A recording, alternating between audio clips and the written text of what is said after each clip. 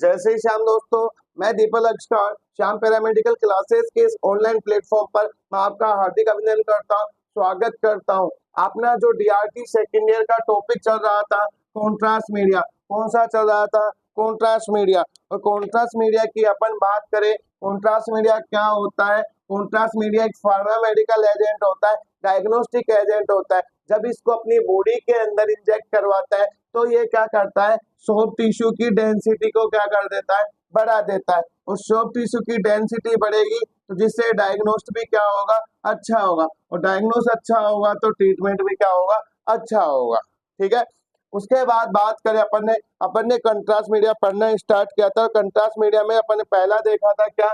Application के according contrast media को 3 भागों में बांटा गया है, एक्सरे, सोनोग्राफी और एमआरआई मशीन के लिए। ठीक है। अपन ने देखा सोनोग्राफी के अंदर सोनोविस्ट काम आता है, मैं और क्या नाम है, एमआरआई के अंदर गैडोलियम काम में आता है। एक्सरे की बात करे थे, ठीक है, एक्सरे में अपन ने पढ़ा था कि कॉन्ट्रास्ट मीडिया एटॉमिक नंबर के अकॉर्डिंग, लास्ट क्लास में देखा था क्या?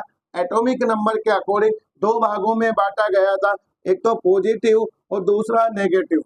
कितना?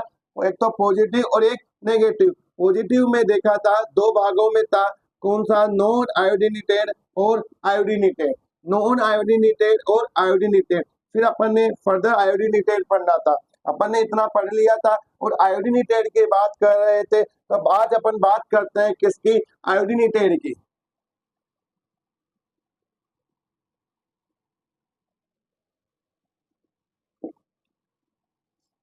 आयोडीनेटेड कंट्रास्ट मीडिया क्या? आयोडीनेटेड कंट्रास्ट मीडिया क्या होता है? आयोडीनेटेड कंट्रास्ट मीडिया इसको आगे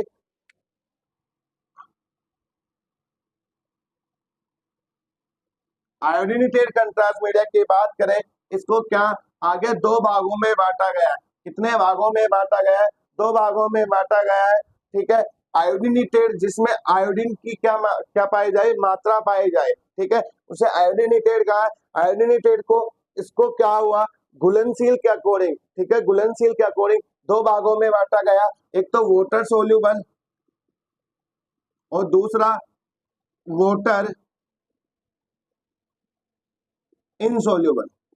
एक तो वाटर सोल्यूबल और दूसरा वाटर इनसोल्यूबल। ठीक है। वाटर सोल्यूबल में क्या है? ठीक है, अपन पहले बात करते हैं वाटर इनसोल्यूबल की। वाटर इनसोल्यूबल क्या होगा? जो पानी के अंदर अच्छी तरह से नहीं घुल सकता, पानी के अंदर अच्छी तरह से घुल नहीं सकता, वो उसकी सतह पे तैरता रहे। जैसे oil based contrast media, oil based contrast media. कौन सा? Oil based contrast media. इसमें एग्जांपल आता है लिपिडोल। कौन सा? लिपिडोल। लिपिडोल कंट्रास्ट मीडिया जो अपन यूज करते हैं, यूज पहले करते थे वो किस किस के अंदर? डीसीजी, डेक्रियोसिस्टोग्राफी, साइलोग्राफी, एचएसजी, इनके अंदर यूज करते थे। ये क्या करते थे? जिस भी डक्ट के अंदर अपन को जिसकी स्टडी करनी होती है, जिसमें कॉन्ट्रास्ट मीडिया ट्रेवल करता है, तो उसके अंदर क्या करता है? फेट का क्या कर लेता है? जमाव कर लेता है। क्योंकि जो ऑयल बेस्ड कंट्रास्ट मीडिया है ये एब्जॉर्ब नहीं हो पाता और इसका क्या कर लेता है? जमाव कर लेता है। और एक स्थिति ऐसे आती है जिसके अंदर ये डक्ट क्या हो जाती है? ब्लॉक हो जाती है। क्या हो जाती है? ब्लॉक हो जाती है। जनरली आजकल इसका यूज नहीं करते हैं, इसका यूज नहीं करते हैं। बात करें वाटर सोल्यूबल कंट्रास्ट मीडिया की, वाटर सोल्यूबल कंट्रास्ट मीडिया को क्या किया गया है? आगे इसको फर्दर डिवाइड किया गया है। इसको क्या किया गया है? फर्दर डिवाइड किया गया है। किसके अकॉर्डिंग? एग्जिट के अकॉर्डिंग या एक्सक्रेशन के अकॉर्डिंग। ठीक है। इसको आगे 2 भागों में डिवाइड किया गया है। फर्स्ट है कौन सा? Hepatic excretion,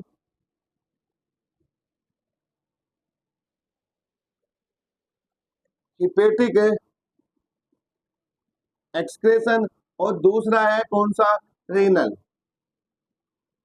first hepatic excretion, दूसरा है रीनल एक्सक्रेशन। एग्जिट एक्सक्रेशन का मतलब लगाने के बाद वो अपनी बॉडी से बाहर कहां से आएंगे? यदि वो हिपेटिक मतलब लीवर से आएंगे तो वो कौन से होंगे? हिपेटिक। और रीनल के थ्रू आएंगे तो कौन से होंगे? रीनल। ठीक है। हिपेटिक की बात करें, आउट कहां से होता है? लीवर से। कहाँ से होता है, लीवर से होता है। इसके अंदर बात करें क्या, जब बाइलरी ट्रैक्ट की स्टडी करता है तब अपन आयोपेनिक एसिड की टेबलेट यूज करता है। क्या करता है, टेबलेट यूज करता है। इन्वेस्टिगेशन का नाम ओसीजी है, ओसीजी के अंदर करता है। तो इसके अंदर जो अपना कंट्रास्ट मीडिया एग्जिट होता है अपनी बॉडी से, आउट होता है अपनी बॉडी से, वो किसके थ्रू होता है, हिपेटिक के थ्रू होता है। किसके थ्रू होता है, हिपेटिक के थ्रू होता है। तो इसे अपन कौन सा बोला, हिपेटिक एक्सक्रेशन कंट्रास्ट मीडिया। ठीक है, उसके बाद बात करें किसकी, रीनल की बात करें। रीनल क्या होता है,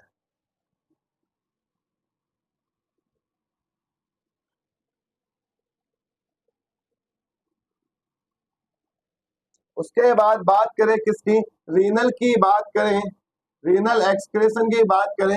रीनल एक्सक्रेशन क्या होता है, आउट फ्रॉम रीनल, रीनल मतलब किडनी। जब भी अपन को आयोडीनेटेड रीनल एक्सक्रेशन या आयोडीनेटेड कंट्रास्ट जब भी यूज करता है तो क्या किया जाता है, एक टेस्ट किया जाता है, आरएफटी किया जाता है। क्या किया जाता है, आरएफटी किया जाता है। और आरएफटी के अंदर क्या चेक किया जाता है, सीरम क्रिएटिन चेक किया जाता है। और सीरम क्रिएटिन की वैल्यू 0.5 से 1.6 mgdl, यदि ये वैल्यू के बीच में है तो मतलब पेशेंट का सीरम क्रिएटिन क्या है, नॉर्मल है, तो अपन उसको कॉन्ट्रास्ट दे सकते हैं। ठीक है, रीनल कॉन्ट्रास्ट मीडिया आगे क्या फर्दर डिवाइड किया गया है, इसे दो भागों में बांटा गया है। फर्स्ट होकम और सेकंड है क्या, लोकम। अब अपन बात करते हैं किसके, होकम की बात करते हैं। होकम कॉन्ट्रास्ट मीडिया क्या होता है, क्या लोकम और होकम बात करते हैं। होकम, होकम की फुल फॉर्म होती है high osmolarity contrast media. High osmolarity contrast media मतलब इसकी ओस्मोलरिटी हाई होगी किसके कंपेयर में, ब्लड के कंपेयर में। किसके कंपेयर में, ब्लड के कंपेयर में इसकी ओस्मोलरिटी क्या होगी, ज्यादा होगी।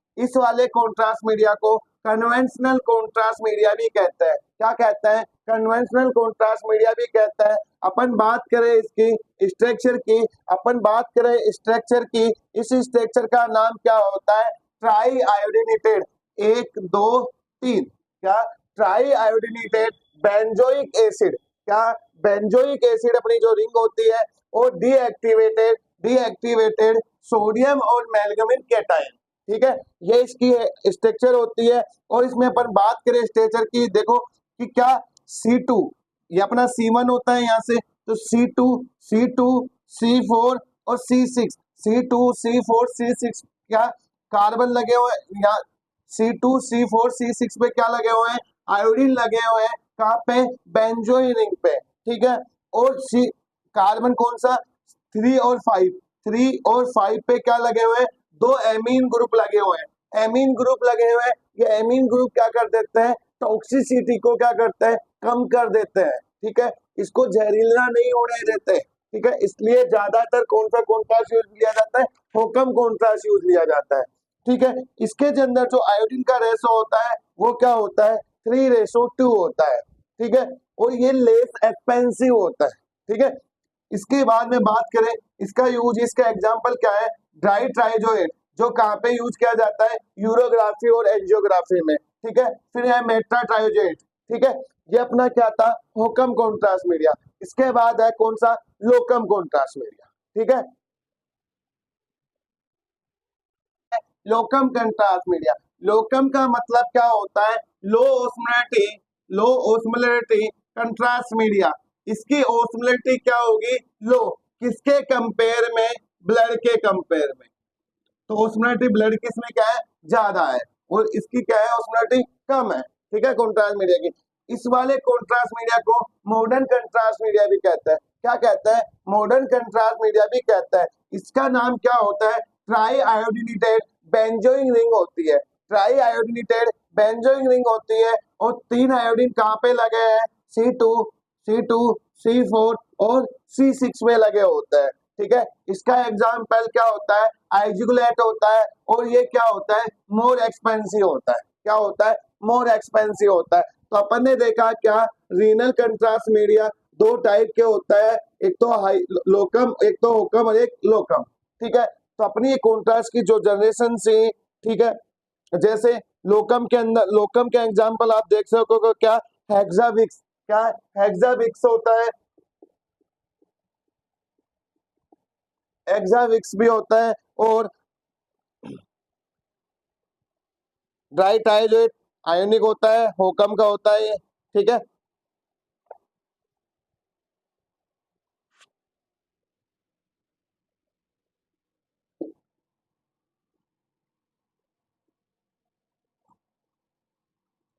फिर अपन ने बोला था क्या, रीनल कॉन्ट्रास्ट मीडिया भी दो प्रकार का था, एक तो कौन सा आयोनिक जो अपन ने भी देख लिया, होकम लोकल, और दूसरा कौन सा होता है, नॉन आयोनिक। कौन सा, नॉन आयोनिक। और नॉन आयोनिक में कितने प्रकार का होता है, दो प्रकार का। कितने प्रकार का, दो प्रकार का। एक तो नॉन आयोनिक मोनोमर, क्या, एक तो नॉन आयोनिक मोनोमर, और एक होता है non non ionic di monomer. क्या, एक तो नॉन आयोनिक मोनोमर और दूसरा होता है non ionic dimer. Non ionic dimer होता है। ठीक है, नॉन आयोनिक मोनोमर का एग्जांपल होता है क्या, आयोएक्सोल। क्या होता है,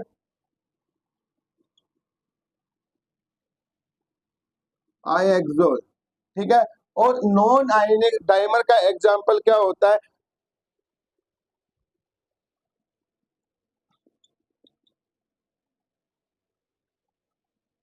आइट्रोइन।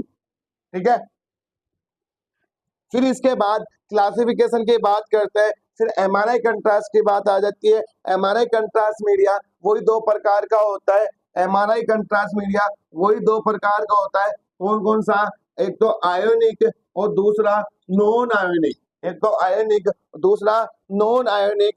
ठीक है, तो आयोनिक के अंदर आता है कौन सा, आयोनिक के अंदर आता है मेगाविस्ट।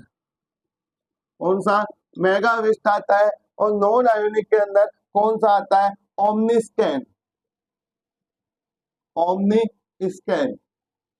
ठीक है, जिसको अपन क्या बोलते हैं, गैडोमाइड बोलते हैं।